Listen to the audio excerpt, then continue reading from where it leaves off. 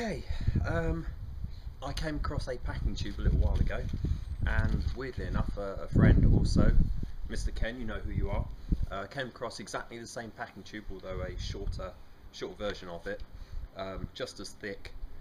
I mean, it looks evil. It doesn't actually look that cuttable, but he gave it a go, and I think he got 2/3 of the way through before the sword bound up in the cardboard. Let me get it. This is the packing tube. It's probably, I don't know, about 3 mil, maybe 3.5 mil thick. It is, I mean, I would not want to be clocked over the head with that. It is a serious piece of tubing. It doesn't give. There's, you know, it's not going anywhere. So basically, I'm expecting to fail where this is concerned. But I'm going to give it a go anyway. I'm going to use the Raptor because it's a longer sword. I think that the additional length will give me a small degree, well, it'll give me a small advantage because of the tip acceleration will be better than a shorter sword. There's also another reason. I am expecting to not be able to make this cut. I don't really want. Is that a spider? That's a very pretty spider there. Oh, there's a few that I'll tip them out beforehand. I think that's baby spiders. Fantastic. Yeah, I don't want to damage any of my more favourite swords. I think the Raptor will take a fair amount of punishment before it dies. So that's what I'm going to do. Now the first cuts, I'm not going to soak this. I'm just going to do dry.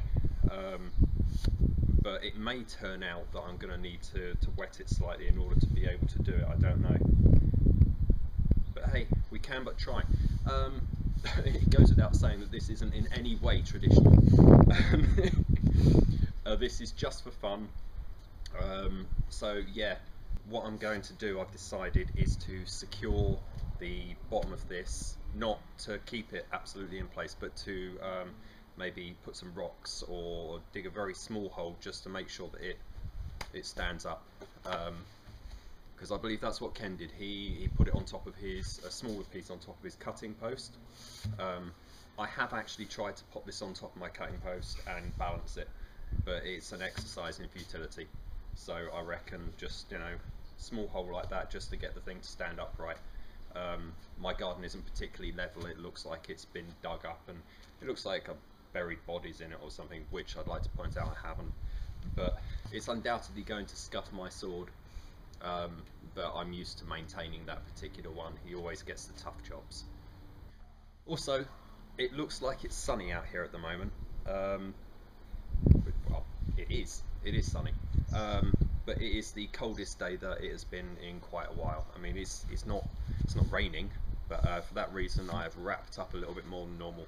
I'm gonna ditch the coat and so on when I'm cutting because it'll get in the way. I tie my hair back, but I'm not going to be doing that for too long because I don't want to die in the Antarctic of my garden.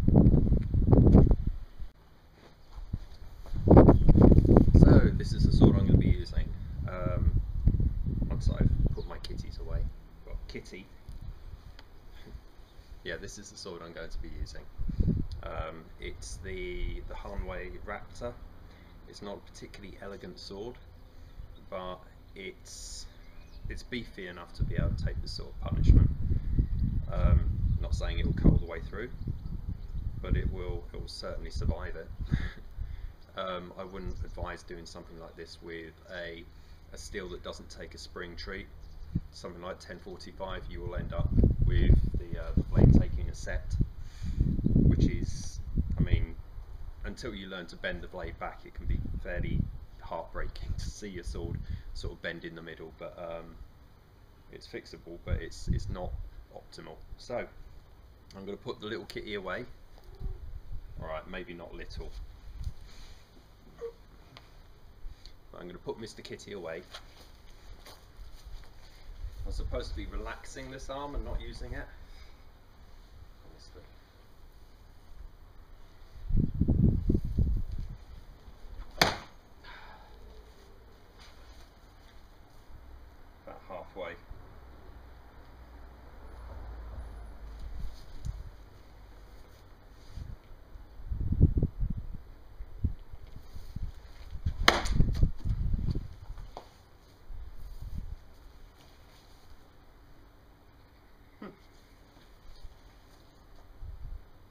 minimal scuffing. That's quite cool.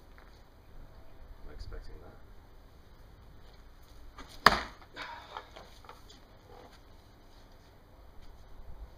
Not my strongest cut.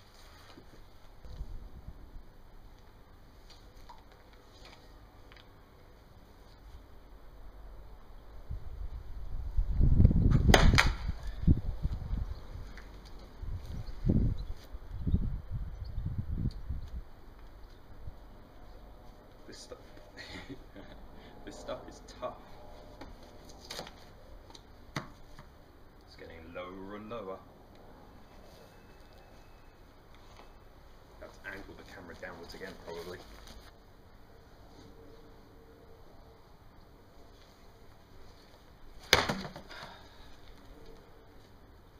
No, it really does get bound up in there. I managed one, but maybe if I change the angle.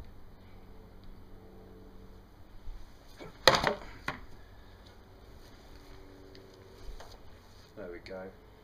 It's not all the way through, but the angle is slightly different. Don't know if you can see that. It's not a lot different, but it's slightly different. I'm assuming that helps to push it onto the ground a little bit rather than knock it sideways.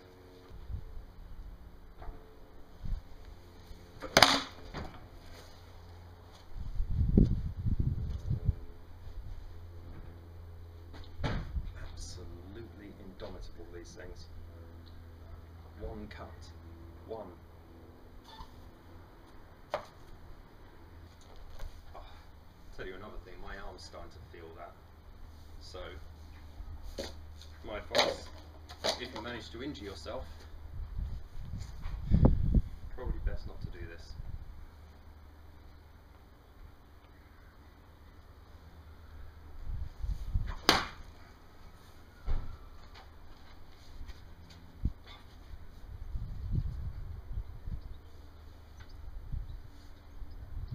It's like they're made of, I don't know, well it's like they're made of cardboard, but you know.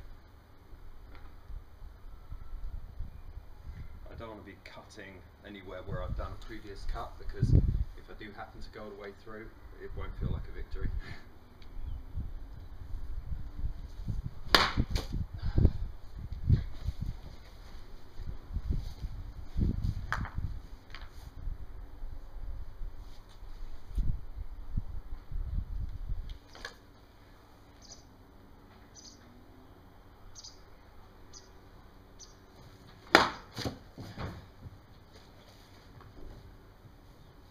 Yeah, see, the cut came that way there and met with another one there. No points. Little pois. So I've managed to cut a dry tube like that once, a grand total of one time. That makes this, in my opinion, a really tough cutting target. Show you again. These things are built like, they're evil, basically, evil. I reckon if you're lucky enough to come across these, give them a go, just not with your nicest sword, but I think probably wetting them on the inside, maybe get a container of water, hold them onto the floor, tip the water down there, leave it for 30 seconds, soften it up a little bit. You'll still have the toughness of the first probably 2 mil, but that last bit should cut a little bit easier. I think Pablo could probably cut one of these through. So Pablo, if you're watching and you come up against one of these, post a video. I suppose I've got some tidying to do.